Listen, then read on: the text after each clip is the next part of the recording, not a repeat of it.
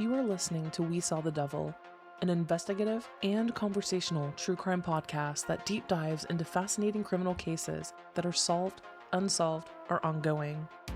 From America's Lori Vallow to Germany's Armin Meiwes, we examine and discuss the world's most shocking cases. If you're enjoying the show, don't forget to follow us online.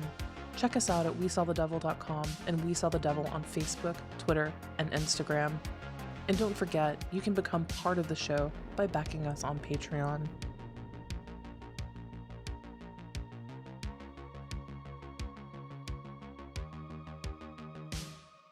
Hello, everyone. It's Robin. You are listening to We Saw the Devil, and this episode was supposed to be a more academic look at the correlation between violent pornography and sexual violence. That's what I had planned for this episode. And I'm going to be completely honest with you guys. I have researched this for days, and it's just not quite ready yet. Poring over academic research takes a lot of time, and I think I was initially a little overzealous in my estimation in getting it all done and complete. I did, however, finish this one, and I guess it's somewhat related, but this is the dinner that we are all going to have tonight, and don't forget to eat your peas.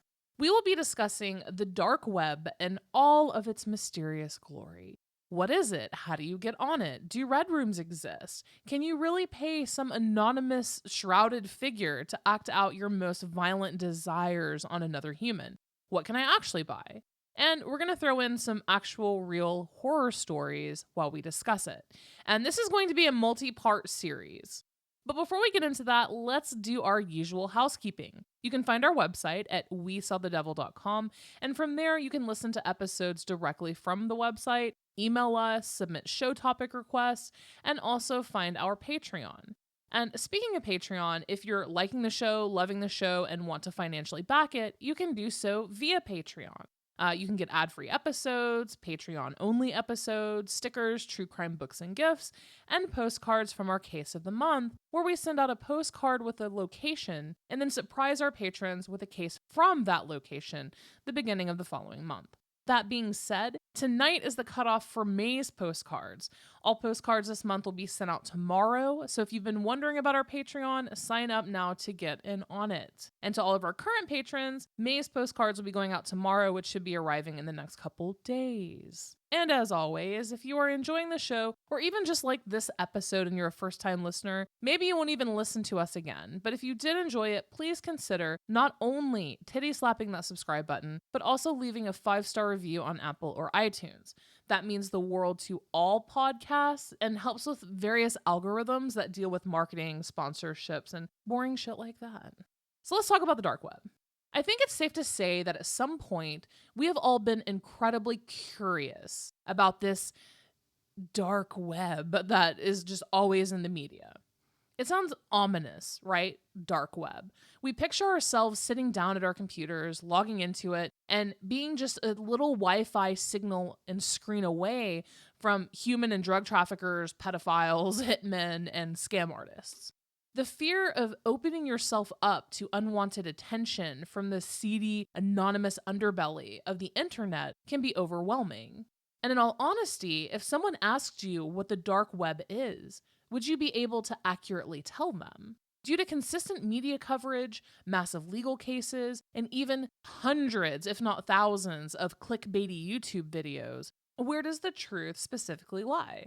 So let's break it down. What is the dark web? Now, the internet itself can be broken down into 3 categories. And a common metaphor and infographic for this visualization and structure is a massive iceberg. Everything that you can search for and see is called the surface web. This is the tip of the iceberg. The web pages that are indexed and easily accessed. Web browsers such as Yahoo, Google, Bing, they take our passwords and crawl websites. They cast out a net and bring us the results that they believe to be most relevant. So Facebook, Twitter, Huffington Post, and basically every public-facing website is part of the surface web. Anything that's found and accessed easily via a search engine is part of the surface web. But what you may not know is that the surface web only actually accounts for roughly 4% of the total World Wide Web. It's actually just a very, very, very small little sliver of the internet. And right below the surface web, we have the deep web. The deep web accounts for up to 96% of the totality of the World Wide Web. These are websites whose contents cannot be indexed by search engines. These require the usage of HTTP. This is everything from financial websites like Bank of America, Chase Bank, PayPal, and literally anything behind a paywall. Every time you check your Gmail, every time you log into your Facebook or Twitter or social media account, or log into the New York Times to read the day's article, you are accessing the deep web. But it also includes things that you don't regularly think about. Academic databases, any subscription and paywalled content, Netflix, Hulu, medical records, and scientific and peer-reviewed journals and reports. It includes both public and private databases and intranets. So every database and every internal network of every business, university, or government. Think about the world as a whole and how many pages or websites just those few things encompass. I mean, it's mind-blowing. That's why the deep web, again, accounts for almost 96% of the World Wide Web. So now we're at the dark web. Using the iceberg example, it's the deep part of the ocean. It's the part of the ocean that exists, but only a few people plus James Cameron ever actually go there or experience it. At the most basic technical level and definition, the dark web is a relatively small collection of websites that are A, not indexed by search engines, and B, accessed via anonymity tools in order to hide a user's IP address. It's just a very small subset of the deep web. And this part of the internet is intentionally hidden and cannot be accessed using your standard web browsers like Yahoo or Chrome.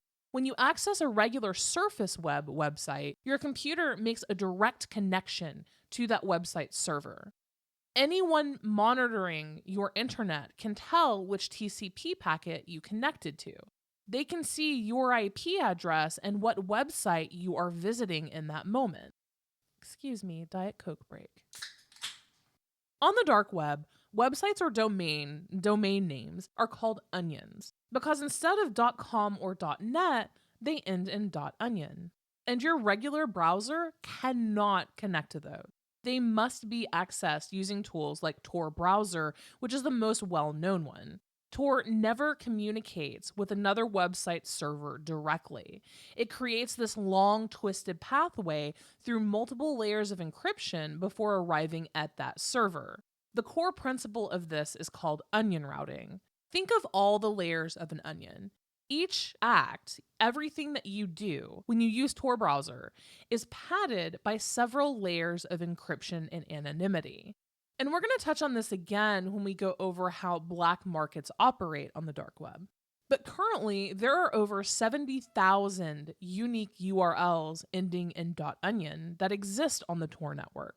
In 2018, a massive study was conducted on the dark web by cybersecurity firm Hyperion Gray, and they discovered that roughly 10% of the dark web exists for communication purposes. Web forums, message boards, file, image sharing. Over half of the domains on that network are completely legal and not at all sinister. Every single major newspaper has a domain name on the dark web. Technology has advanced to the point where sources no longer have to put on shitty trench coats and wait in damp parking garages to hand over information to journalists, or do a dead drop and, things that you see on the show The Americans. WikiLeaks actually does most of its information gathering and submissions on the dark web as well. It's far safer for whistleblowers to transmit information and media this way, and they're able to remain completely anonymous. The CIA even has its own public presence on the dark web, basically accepting tips with open arms. Come to the dark web and you can submit it to us and stay anonymous. And this extends to people caught up in fascist regimes. In the early 2010s, countries in North Africa, the Middle East, they utilized the dark web to spread their messages, communicate, talk to other revolutionaries. They shared tips on how to be safe from tear gas, recipes, organized protests, and spoke openly without censorship or fear of government punishment. This is such an important tool in repressive regimes. In some cases, it's the only way that people can get glimpses at the outside world. North Korea is even on the dark web, and we are definitely going to discuss that later. The anonymity that the dark web provides protects the vulnerable or the disenfranchised, but it also simultaneously protects criminals. The dark web is constantly in the news for rampant child pornography, sex and human trafficking, and drug markets like Silk Road. Now, most people have heard of Silk Road. Silk Road was an online black market, and it was also the first modern dark net market, best known as the platform for selling illegal drugs. It was founded in 2011 by Ross Ulbricht, who was ever present on Silk Road and went by the name Dread Pirate Roberts. It was a literal online marketplace that included almost any drug that you could think of: meth, cocaine, heroin, weed, Moroccan hash, steroids, and pharmaceuticals. All of those, sure, those were like the mainstream ones, right? At its height, it had over 15,000 listings of drugs for sale. But what other kinds of stuff could you get on it? Devil's breath is one of the most interesting ones to me. It's a drug that originates out of Colombia. It's also known as scopolamine. And the really cool side effects of devil's breath are complete and utter loss of free will and hallucinations. For some reason, this drug, if you tell someone to do something while they are on it, they will do it. Jump off a cliff, walk into traffic, it does not matter. They have a complete loss of free will. Back in 2011, you could have gotten like weed-infused cookies, THC baked goods. Basically anything, any drug in the world, you could get it on Silk Road. But aside from that, you could also buy hitmen, weapons, newspapers. They had some really benign things on there, and then it was also the world's largest underground drug marketplace. And does the word Bitcoin sound familiar to you? Well, this is how it actually appeared on the world stage. Bitcoin was originally founded back in 2008, but most people just didn't really give a shit about it. The only people who really cared about it or were aware of it were those in the tech world. And then after a Gawker article blew the lid off of Silk Road in such a public manner, they profiled it, Ulbricht was arrested. But for what? Well, at this point, almost every government in the world was trying to figure out who was behind the Silk Road.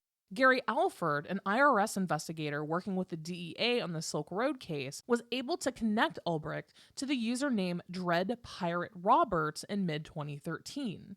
The connection was made by linking the username Altoid, which was used during Silk Road's early days to announce the website, in a forum post in which Ulbricht, posting under the name Altoid, asked for programming help and gave his email address, which contained his full name.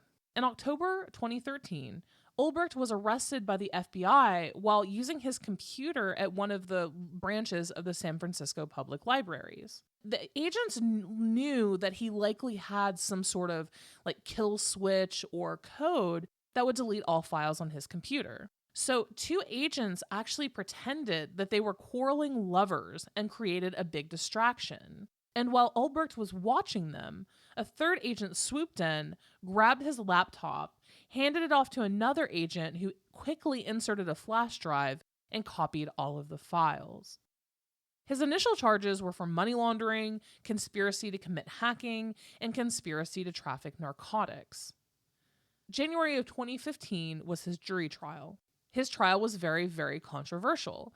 While Ulbricht was convicted of all counts in February and then sentenced to a double life sentence without the possibility of parole the following month in March.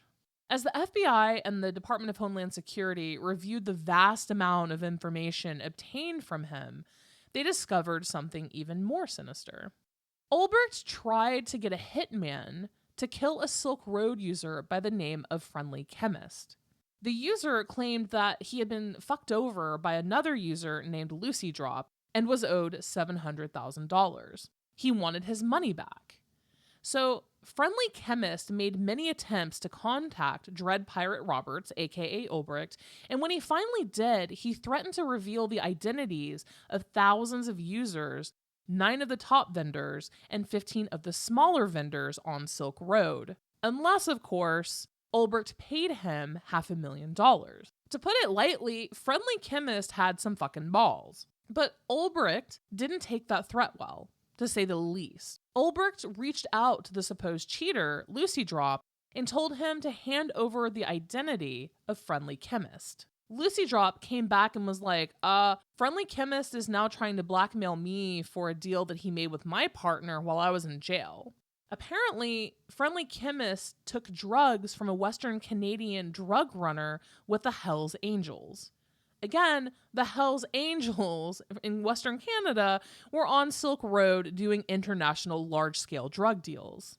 Ulbricht was like, cool story, bro, but don't contact me again unless you give me this asshole's identity. He didn't even care that someone potentially got screwed over on his network. He just did not handle being threatened very well at all. So enter the Hells Angels. Someone with the username Red and White, which is very clearly referring to the colors of the Hells Angels motorcycle gang, wrote Ulbricht. This person, going by Red and White, said, quote, I was asked to contact you. We are the people Friendly Chemist owes money to. He tells us that you owe him money and a long boring story about some of this and some of that. As far as we are concerned, we gave him the product. Where it went and how does not matter. We hold him and him only responsible for the missing product and money. We don't care if you stole it from him, borrowed it from him, or anything. It was his responsibility to pay for it. He asked me to contact you anyways. What did you want to talk to us about? Ulbricht and the Hells Angels spoke for a few days. One message from Ulbricht said, quote, Friendly Chemist is a liability and I wouldn't mind if he was executed, but then you'd be out your $700,000. On March 29th, 2013, Ulbricht, obviously all of this was done under the name Dread Pirate Roberts, sent the Hells Angel a message, and it said, quote, I would like to put a bounty on his head if it's not too much trouble for you. What would be an adequate amount to motivate you to find him? Necessities like this do happen from time to time for a person in my position. I have others I can turn to, but it is always good to have options, and you are close to the case right now. They ended up haggling over a price which was higher for a, quote, clean hit. On March 31st, Ulbricht wrote, quote, I've only ever commissioned the one other hit, so I'm still learning this market. I have no problem putting my faith in you, and I'm sure you'll do a good job. Red and White originally sent back a picture with a random number that Ulbricht had given him as a way to say that the murder had in fact taken place. Now, the interesting part is that Ulbricht was never actually charged with the murder for hire plot, even though federal prosecutors knew about it and believed that he had ended up paying $730,000 for hits on 5 different people. They were able, actually, to locate each and every person that he put a hit on, and most of them were easily found and alive. So then the Silk Road was no more. But what other big events have happened on the dark web? In 2013, there was a major hack at Yahoo. Do you guys remember that? I mean, it was a huge deal. Every single user's email address was compromised. That's over 3 billion accounts. And they were all put on the dark web for sale. Now, Yahoo ended up selling out to Verizon in 2017, shortly after the hack was discovered. Well, discovered publicly. Basically, Yahoo found out about it. They hid it for a while, and then it just popped out as a surprise, basically after they had initiated Verizon buying them, and it actually cost Yahoo $350 million off of that sale price to Verizon. And in the early 2010s, if you recall, the Islamic State was in a massive power grab. And this is because they modernized. They embraced social media channels like Facebook and Twitter.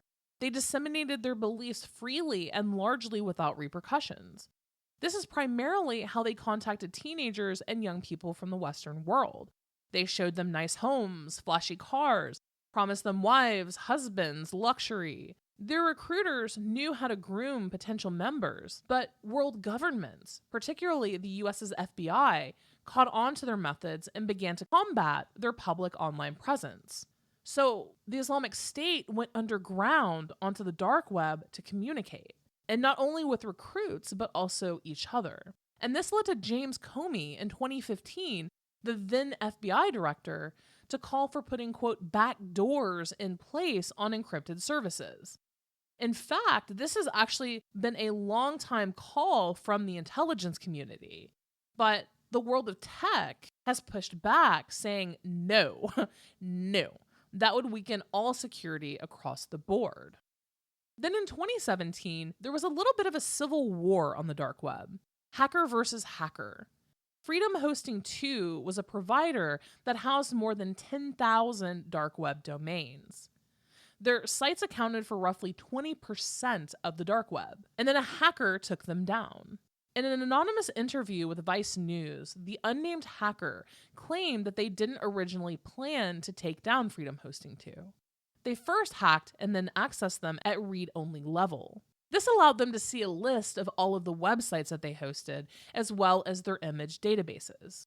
And each website under Freedom Hosting was only allowed 256 megabytes of space. And then they noticed that several websites far exceeded that limit. And after a quick hack to gain access to those account listings, they quickly discovered several very, very large child pornography websites. That hacker then turned the dump over to a security researcher who then turned it over to authorities. And us peons, are like, yeah, go team, shut down that child porn. But cases like that actually really piss off governments. They don't want hackers interfering, obviously for a variety of reasons. But using the US federal government as an example, let's say we stumble across a child porn website and then the feds get access to it. All of the pedophiles accessing the content are using a Tor browser, so they're completely untraceable. The feds then deploy malware, basically more or less, I'm really massively simplifying this for those of you who are techies. The feds then deploy a sort of virus in an attempt to grab the actual IP address from the users accessing those sites. When the hackers take down the websites themselves, they're ruining the chance for law enforcement to use their assets and their toolbox in order to identify and potentially prosecute the people hosting, creating, or accessing child pornography. So that has actually been an issue on the dark web. And then you have Anonymous, who has actually come out and destroyed a couple of child porn websites. And the government's like, F you. And in around 2017, there was a change on the dark web. Alpha Bay was the new big thing. It was the new notorious dark web trading site and marketplace. And it actually grew to 10 times the size of Silk Road at its peak. At the time, Alpha Bay reported that it was servicing more than 400,000 users and 40,000 vendors. At the time of the 2017 takedown by the FBI, Alpha Bay had more than 250,000 active listings for illegal drugs and toxic chemicals. It had more than 100,000 listings for stolen and fraudulent identification documents, counterfeit goods, malware, other computer and ATM hacking tools, firearms, and fraudulent services. By comparison, the Silk Road dark market, before it was shut down in 2013, had only 14,000 listings. This had more than 350,000. Alphabay's founder was a 26-year-old Canadian living in Thailand named Alexander Kazes. He was arrested, but committed suicide in his jail cell just a few days later. And after the disruption of Alphabay, many users on the dark web turned to encrypted messaging apps like Telegram and WhatsApp.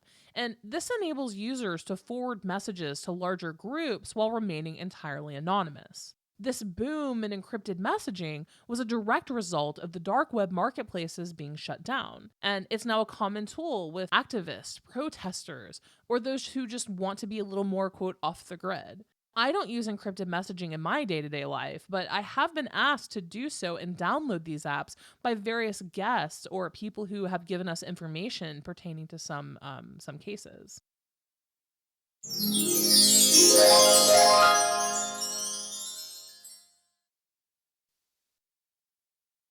So let's talk about how dark web markets work.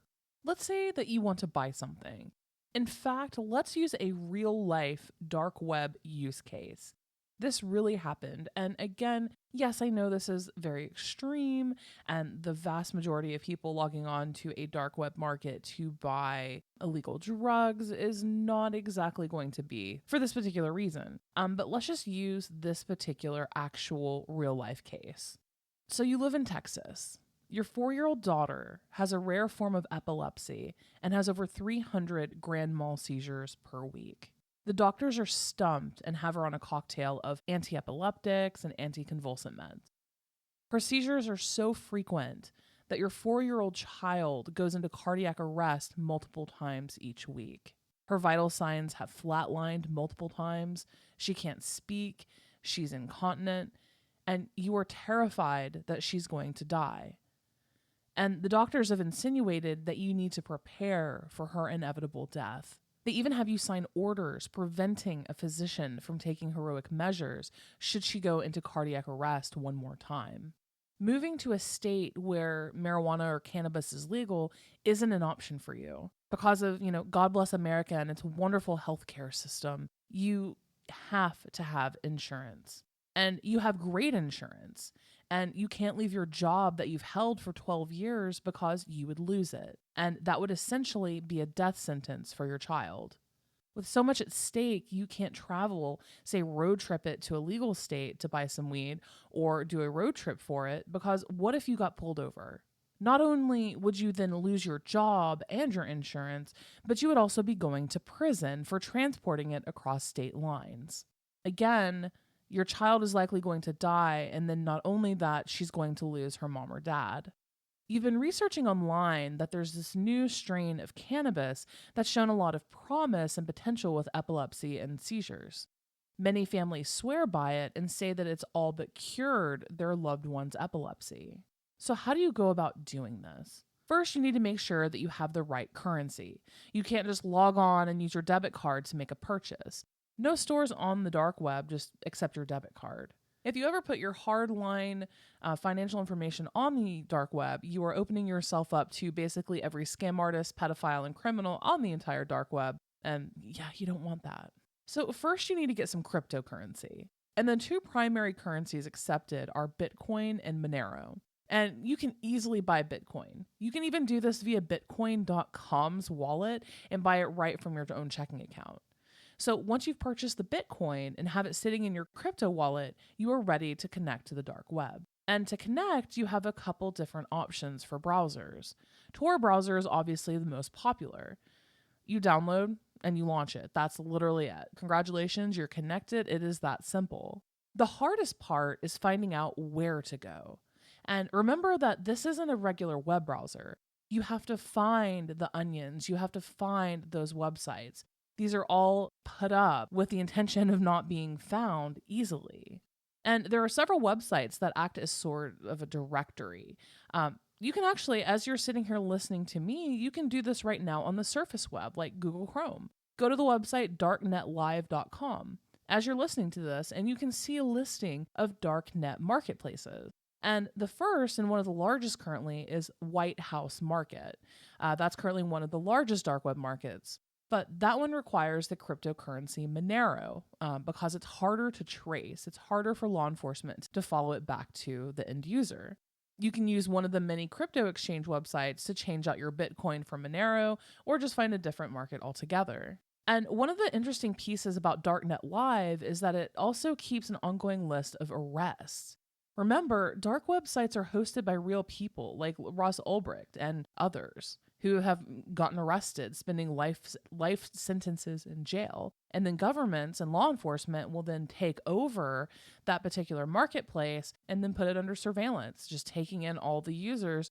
And depending on what they do, they may try to get their identities for prosecution.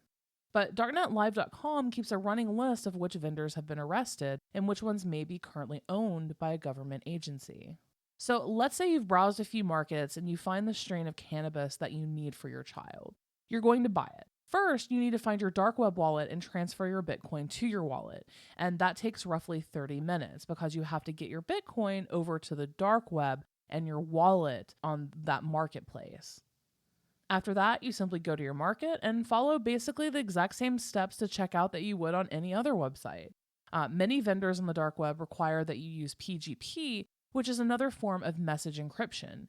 So imagine like a text box where you put your address, your name, your address, and any sort of instructions that you need. Most people also suggest using a PO box because the last thing you want is your information to become public to the crowd that hangs out on the dark web. So a lot of people actually have PO boxes or, like UPS store type of boxes and things like that in order to pick up their dark web packages. So you check out as you normally would and boom, that's it. That's literally all that it takes. You just completed your first dark web order. After the item arrives, a couple days, you're supposed to log back in to that market's account and mark it as received. That's literally all that it takes. It's not convoluted and it's not hard. And that was, in fact, a real dark web usage case from 2016. This particular little girl, she now walks, she talks, she goes to a normal school, and her seizures have lessened from 300 grand mal seizures a week down to 5. And she has a relatively normal life. And again, I'm not advocating for the use of cannabis illegally bought from the dark web. In fact, if you were to ask me, would you do it in this instance? No, I would not. There are all sorts of news articles and things like that have come out that show that it is not safe to buy drugs. I mean, surprise, surprise, right? From strangers on the internet. I'm just simply relaying a test case and how it's that simple to just log in and buy whatever it is that you want. And that, unfortunately, that ease of buying something goes both ways. We've already touched on some of the things that you can buy. Drugs are a given, right? Let's dig more deeply into what you can buy. First, crypto. Bitcoin, you can buy other cryptos on the dark web. You can actually buy crypto on the dark web. You can also buy services that clean or launder Bitcoin. You can buy fake documents, so IDs, driver's license, birth certificates, passports. You can even buy American citizenships, which is actually a huge thing on the dark web. Also, though, one of the top number one things currently on the dark web that you can buy is a fake college degree. You can actually buy a fake college degree. As far as how that works exactly with like the clearinghouse that employers run on you before they hire you, I have no idea. But currently, other than drugs, the top thing on the dark web is a fake college degree.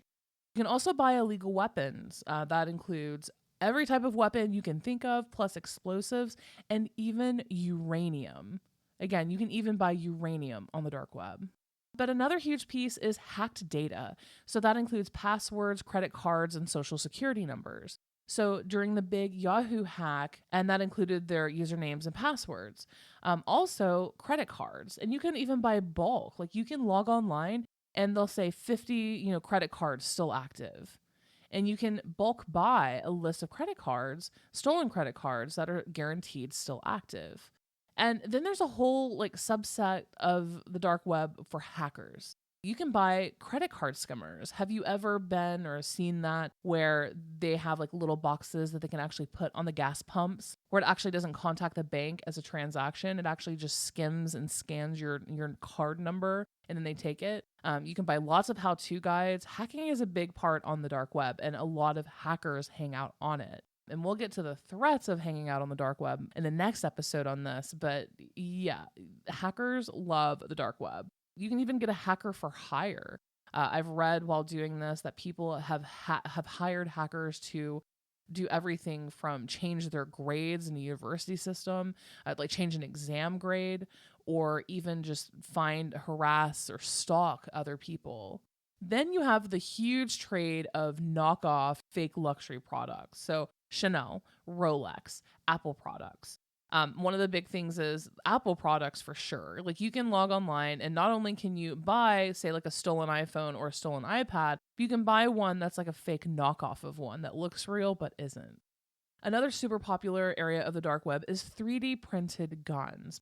Lifetime Netflix accounts are also a big deal. These are Netflix accounts that basically are lifetime and never require payment. So these are accounts that you will have an active Netflix account literally until the day that you die and not have to pay for it. Those are also a hot commodity. You can buy social media followers. That's a huge thing. I mean, you can do that anyway, but they have different places on the dark web where you can buy a large following for your social media account.